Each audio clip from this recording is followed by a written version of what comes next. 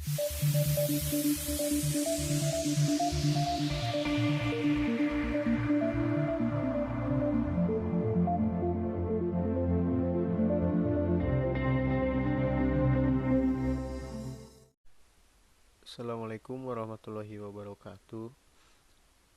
Nama saya Alfi Syihab Misbahuddin, NIM 11870700009 dari Teknik Elektro Angkatan 18 kelas A. Video kali ini dibuat untuk memenuhi tugas ujian akhir semester mata kuliah Matematika Teknik 2. Di dalam video ini akan dijelaskan beberapa materi. Materinya adalah materi-materi yang telah kita pelajari dari mulai setelah UTS hingga sampai saat ini. Beberapa materi yang kita akan pelajari diantaranya ada yang pertama hampiran Taylor, yang kedua persamaan nonlinier metode tertutup dan metode terbuka, kemudian eliminasi Gauss dan dekomposisi LU, dan yang terakhir ada interpolasi. Langsung saja kita masuk ke materi yang pertama, hampiran Taylor. Maclaurin Power Series. Deret Maclaurin merupakan penaksiran polinom derajat tahingga.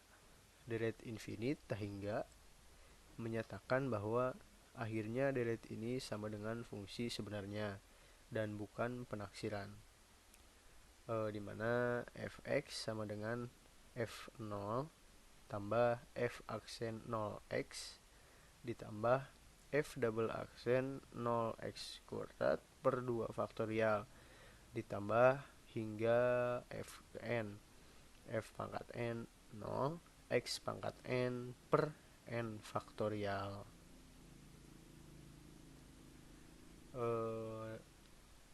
Deret Taylor biasanya kita memulai perkiraan pada nilai x sama dengan 0. Namun kita bisa membuat deret polinom yang berasal dari titik mana saja, x sama dengan x0, dan itulah yang dinamakan dengan deret Taylor. Sedangkan deret Maclaurin merupakan deret Taylor yang berpusat pada x0 sama dengan 0. Fx sama dengan fx0 ditambah f aksen x0 dikalikan dengan x min x0 ditambah f aksen x0 x min x0 kuadrat per 2 faktorial ditambahkan sampai f ke n, f pangkat n kali x0 dikalikan dengan x min x0 pangkat n per n faktorial. Dihasilkan sigma tahingga dimana n sama dengan 0, f pangkat n x0 dikalikan dengan x min x0 pangkat n per n faktorial. Kemudian truncated Taylor series, kita dapat memutuskan untuk membuat perkiraan dari sebuah fungsi hingga n derajat tertentu yang tidak tak terhingga.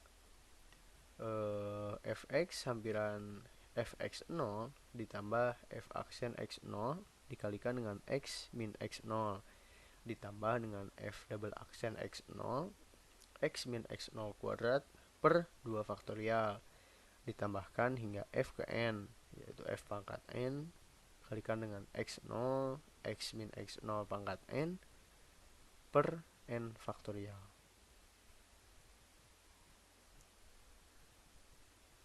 Kemudian materi yang selanjutnya yaitu persamaan nonlinier, metode tertutup. Di dalam persamaan nonlinier ini ada beberapa metode. Yang pertama ada metode tabel, yang kedua ada metode biseksi, dan yang ketiga ada metode regulavasi. Nah, persamaan non-linear. Akar sebuah persamaan fx sama dengan 0 merupakan nilai-nilai x yang membuat nilai fx sama dengan 0. Akar persamaan fx adalah titik potong antara kurva fx dan sumbu x. Bisa dilihat pada kurva di bawah ini terdapat perpotongan antara fx dan sumbu x, di mana itu merupakan sebuah akar persamaan. Bisa dilihat pada kurva ini terdapat perpotongan antara fx dengan sumbu x, di mana sumbu x-nya adalah ini.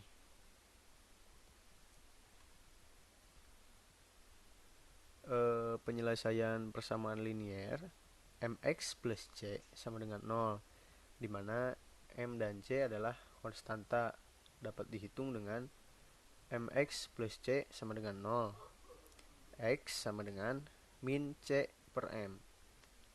Penyelesaian persamaan kuadrat ax2 plus bx plus c sama dengan 0 dapat dihitung dengan menggunakan rumus ABC. X12 sama dengan min b plus minus akar b kuadrat min 4ac per 2a. Penyelesaian persamaan nonlinear. Yang pertama, mencari akar pada reng AB tertentu.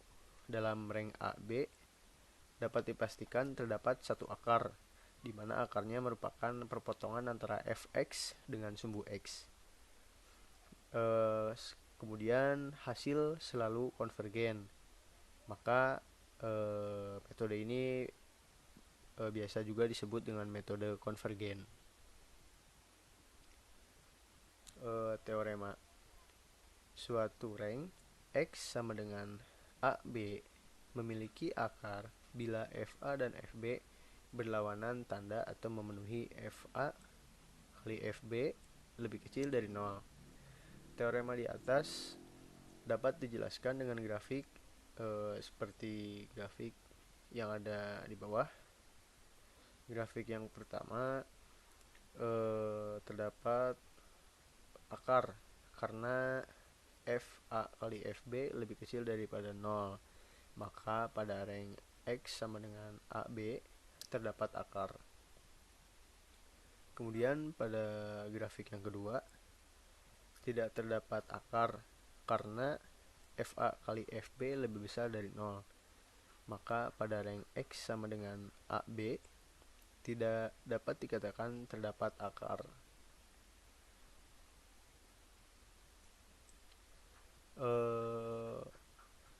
Yang pertama ada metode tabel. Metode tabel atau pembagian area, di mana untuk X di antara A dan B dibagi sebanyak N bagian, dan pada masing-masing bagian dihitung nilai Fx sehingga dihasilkan tabel seperti pada tabel di samping, di mana ada dua kolom yaitu X dan Fx. Pada saat X0 sama dengan A, maka F-nya sama dengan FA. Pada saat X1, maka Fx1. Pada saat X2, Fx2.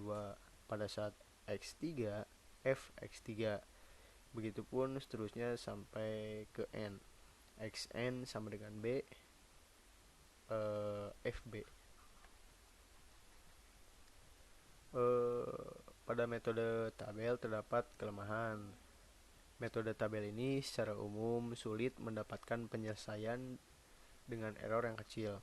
Karena itu, metode ini tidak digunakan dalam penyelesaian persamaan non-linear. Tetapi, metode ini digunakan sebagai taksiran awal untuk mengetahui area penyelesaian yang benar sebelum menggunakan metode yang lebih baik dalam menentukan penyelesaiannya. Kemudian metode biseksi hampir sama dengan metode tabel, di mana areanya dibagi menjadi N bagian. Hanya saja pada metode ini membagi reng menjadi dua bagian. Dari dua bagian ini dipilih bagian mana yang mengandung dan bagian mana yang tidak mengandung akar dibuang. Hal ini dilakukan berulang-ulang hingga diperoleh akar persamaan. Nah, ini adalah kurva di mana C sama dengan A plus B bagi 2. Bisa dilihat pada gambar. C itu berada di tengah-tengah antara titik A dan titik B. Jadi C A plus B per 2.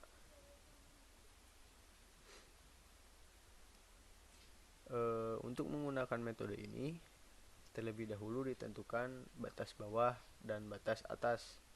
Batas bawahnya adalah A, batas bawahnya adalah B.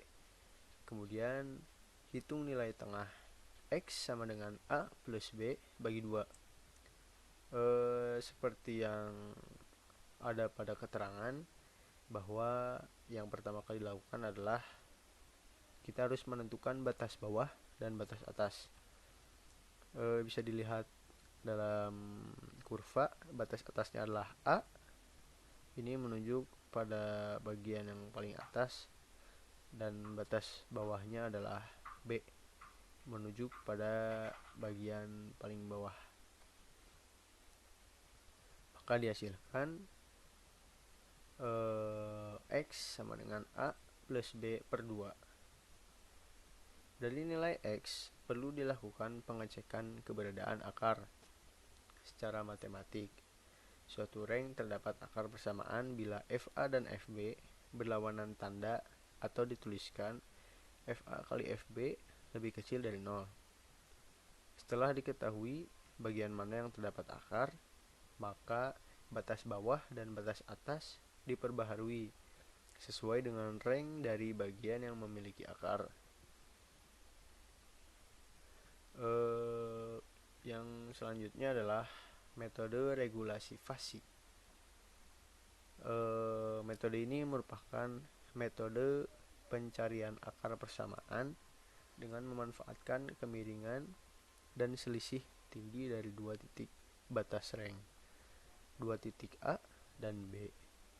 Pada fungsi fx digunakan untuk mengestimasi posisi C dari akar interpolasi linear. Dikenal juga dengan metode false position atau posisi salah. Nah, ini adalah kurva dari metode regulasi fasi, di mana ada slope. Slope itu didapatkan dari FB dikurangi FA per B min A.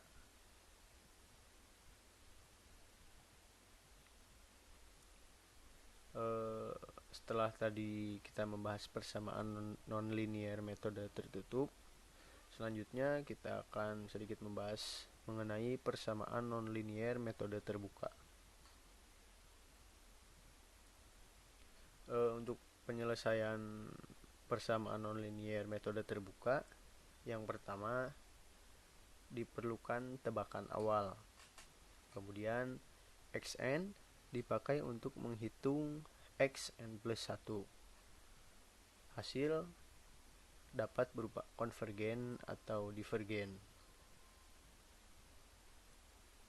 Di dalam metode terbuka ini terdapat beberapa metode, diantaranya ada metode iterasi sederhana, metode Newton-Raphson, dan metode secant.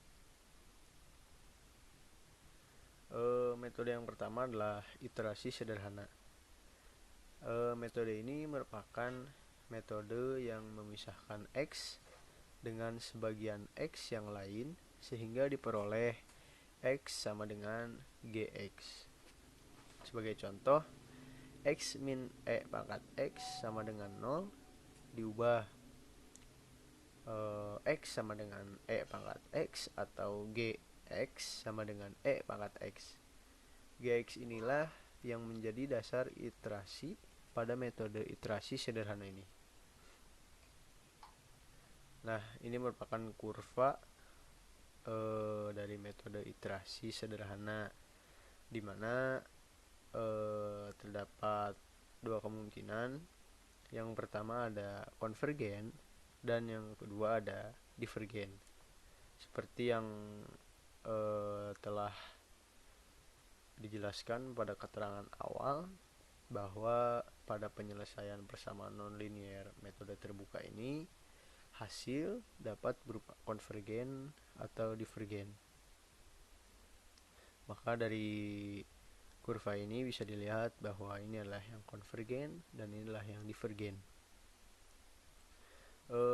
Kemudian metode Newton-Raphson merupakan metode pendekatan yang menggunakan satu titik awal dan mendekatinya dengan memperhatikan slope atau gradien pada titik tersebut. Titik pendekatan ke n plus 1 dituliskan seperti pada rumus di bawah. Xn plus 1 sama dengan xn minus f xn per f aksen xn.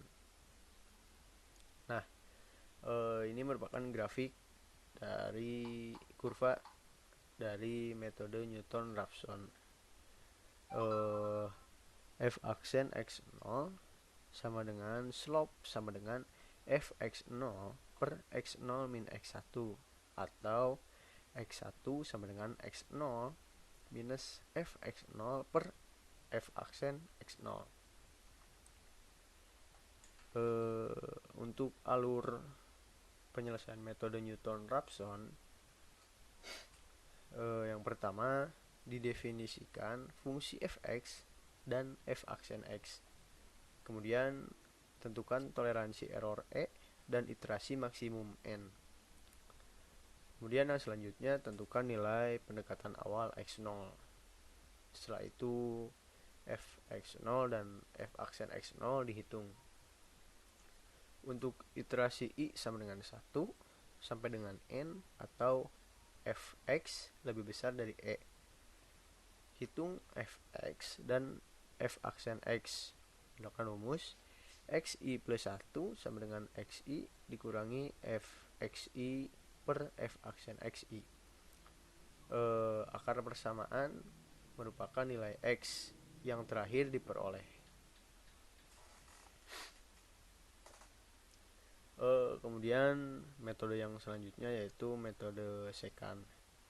Metode Newton-Raphson memerlukan perhitungan turunan fungsi f aksen x. Tidak semua fungsi mudah dicari turunannya, terutama fungsi yang membentuknya rumit. Turunan fungsi dapat dihilangkan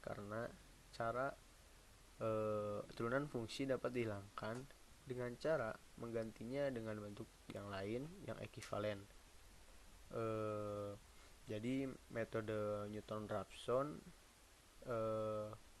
yang telah dimodifikasi itu merupakan metode sekant.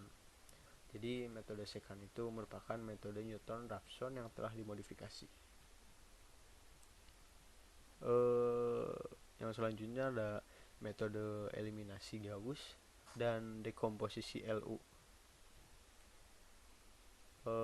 Yang pertama metode eliminasi Gauss. Metode eliminasi Gauss yaitu menghilangkan atau mengurangi jumlah variabel sehingga dapat diperoleh nilai dari suatu variabel bebas. Matriks diubah menjadi augmented matrix.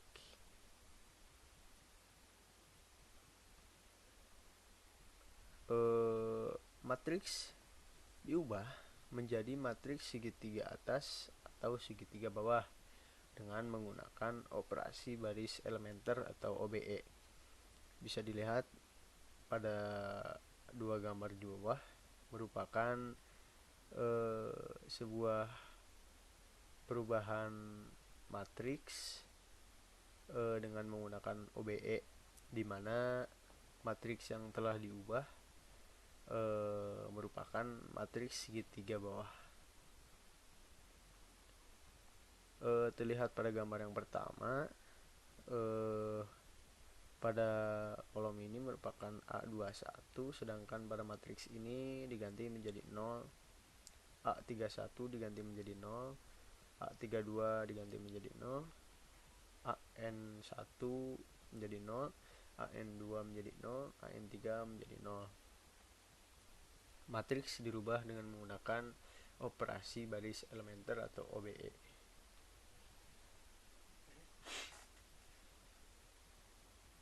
Nah, yang terakhir, metode dekomposisi LU. Jika matriks A non singular, dalam arti matriks yang memiliki inverse, maka ia dapat difaktorkan atau diuraikan atau dikekomposisi menjadi matriks segitiga bawah, di mana L adalah lower dan matriks segitiga atas U adalah upper, dengan cara melakukan sejumlah transformasi elementer. Nah, ini adalah materi yang terakhir, yaitu interpolasi. Interpolasi ini berguna untuk menaksir harga-harga tengah antara titik data yang sudah tepat. Interpolasi memiliki orde atau derajat. Interpolasi memiliki jenis-jenis. Yang pertama ada interpolasi beda terbagi Newton. Terdapat interpolasi linier, interpolasi kuadrat, interpolasi kubik, dan selanjutnya ada interpolasi Lagrange. Nah, ini merupakan interpolasi linier, di mana terdapat dua garis yang berbeda, yaitu fx dengan garis merah dan lx adalah garis biru, di mana range-nya ini berada pada x0 hingga x1.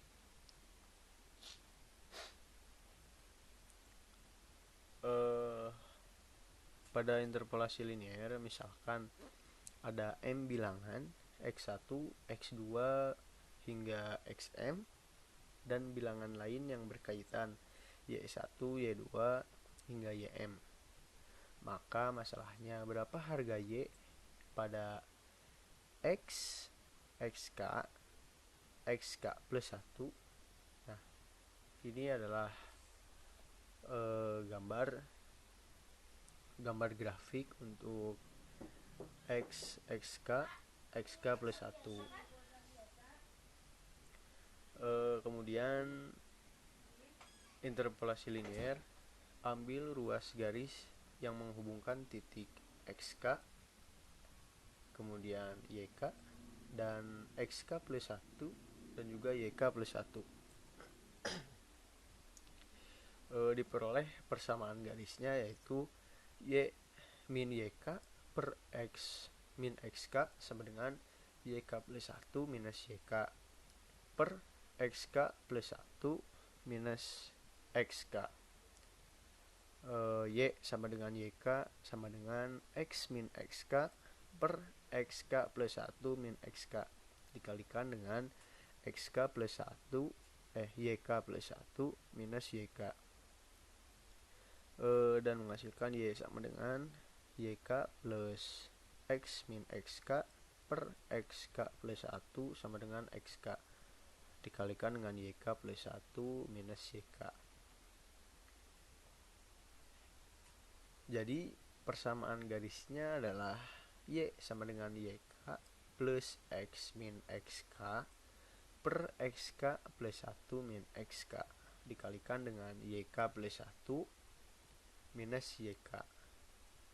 Bisa dilihat terdapat garis lurus pada grafik, di mana pada sumbu y, yk dihubungkan dengan xk, xk yk, xy, kemudian xk plus 1 dan juga yk plus 1.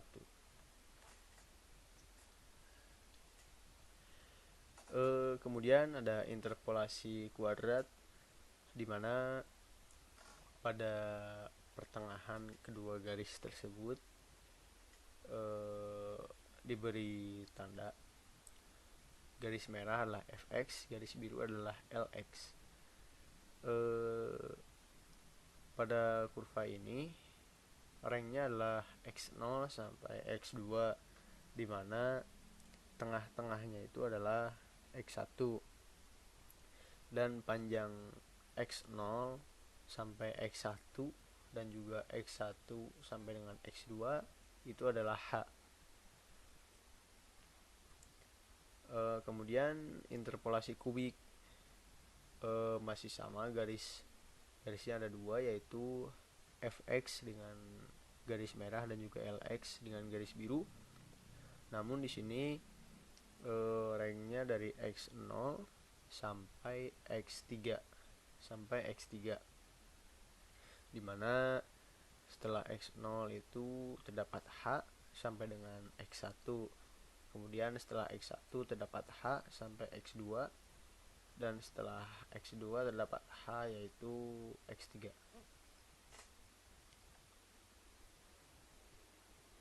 Kemudian yang selanjutnya ada interpolasi Lagrange. Interpolasi Lagrange merupakan salah satu formula untuk interpolasi berselang. Tidak sama selain formula interpolasi Newton umum dan metode Aitken. Walaupun demikian, dapat digunakan pula untuk interpolasi berselang sama. Misalkan FGS, YX, continue, dan differentiable sampai turunan n+1 dalam interval buka AB. Diberikan n+1 titik x0, y0, x1, y1 sampai xn dan juga yn. Dengan nilai x tidak perlu berjarak sama dengan yang lainnya, dan akan dicari suatu polinom berderajat n.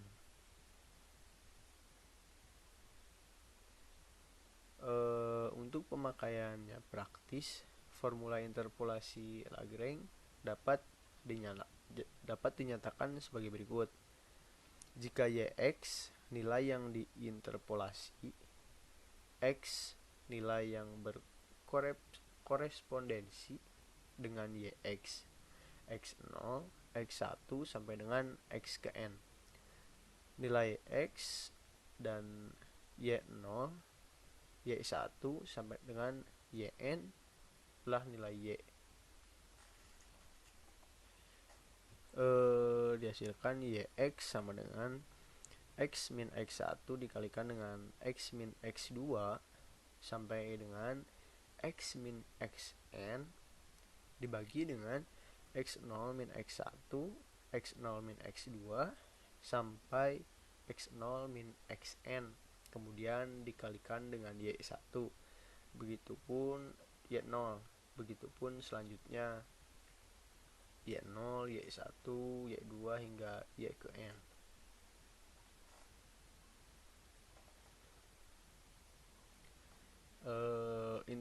Interpolasi Lagrange kurang disukai dalam prakteknya. Alasannya yang pertama, jumlah komputasi yang dibutuhkan untuk satu kali interpolasi adalah besar. Interpolasi untuk nilai x yang lain memerlukan jumlah komputasi yang sama, karena tidak ada bagian komputasi sebelumnya yang dapat digunakan. Bila jumlah titik data meningkat atau menurun, hasil komputasi sebelumnya tidak dapat lagi digunakan, karena tidak ada hubungannya antara Pn-1x dan Pnx pada interpolasi Lagrange. Interpolasi yang dibentuk sebelumnya dapat digunakan untuk membentuk polinom derajat yang lebih tinggi.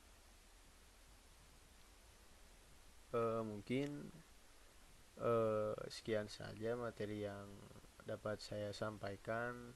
Semoga video ini bermanfaat untuk teman-teman yang menonton. Mohon maaf apabila banyak kekurangan, dan mohon maaf apabila ada kesalahan. Wabillahi taufiq wal hidayah. Assalamualaikum warahmatullahi wabarakatuh.